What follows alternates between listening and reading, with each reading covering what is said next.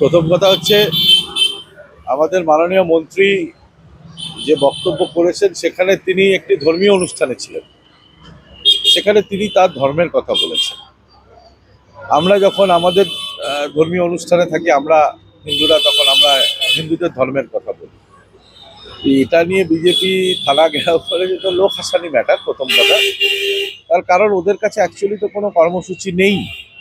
মানুষ দ্বারা প্রত্যাখ্যিত একটা দল এবং নিজেদের মধ্যে এত গোষ্ঠী দ্বন্দ্ব। কালকে থানা ঘেরাও কর্মসূচিতে আমি নিজের চোখে দেখিনি, আপনাদেরই সংবাদ মাধ্যমের কিছু কিছু ভিডিও আমি দেখলাম। তাতে প্রচুর লোক হয়েছে, মানে থানার ওখানে পা ফেলা যাচ্ছিল না, বিজেপি এত লোক নাকি নিয়ে গেছে। সর্বসাকুল্যে 10-12 জন জুটেছে, তাও হয়েছিল কিনা পরবর্তী ক্ষেত্রে আবার সেটা নিয়ে সন্দেহ প্রকাশ করছে। বিজেপি পশ্চিমবঙ্গে ইম্যাটেরিয়াল এই মুহূর্তে। কালকে বৃষ্টি না হলেও ওরা থানা ঘেরাও করবে, তৃণমূলকে দোষ দেবে। বেশি বৃষ্টি হলেও ওরা তৃণমূলকে দোষ দেবে। বজ্রবিদ্যুৎ সহ বৃষ্টি হলেও ওরা তৃণমূলকে দোষ দেবে। এটা বিজেপির এই মুহূর্তে এই পরিস্থিতি বাংলাতে। আগামী দিনে এটা সারা ভারতবর্ষের ক্ষেত্রে হতে চলেছে।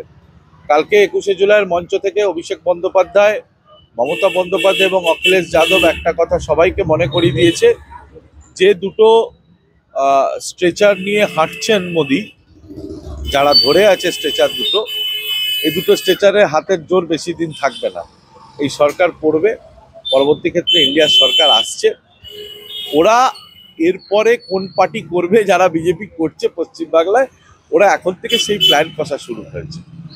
আর যারা পুরনো বিজেপি, তারা তো এখন আর বিজেপিতে নেই, তারা বিজেপিতে ব্রাত্য হয়ে গেছে। এখন তৃণমূল থেকে কাটছাট করে যাদেরকে তৃণমূল বাদ দিয়ে দিয়েছে, এঠো উচ্ছিষ্ট, তাদেরকে নিয়ে বিজেপি এখন চলছে। আমাদের মেদিনীপুরের ক্ষেত্রেও তাই হয়েছে।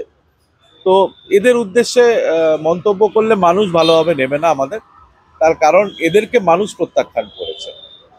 ওরা রাজনীতি শিখুক, ওরা ভোট করাতে জানে না, একজন বলছে, আরেকজন বলছে ভোট করাবে, একজন বলছে সবকা সাথ সবকা বিকাশ চলবে না।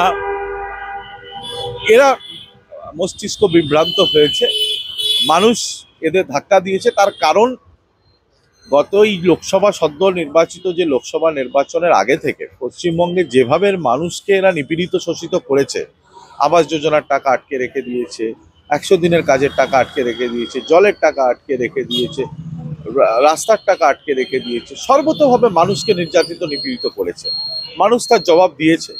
এবার মানুষের জবাবে এদের মাথা খারাপ হয়ে গেছে।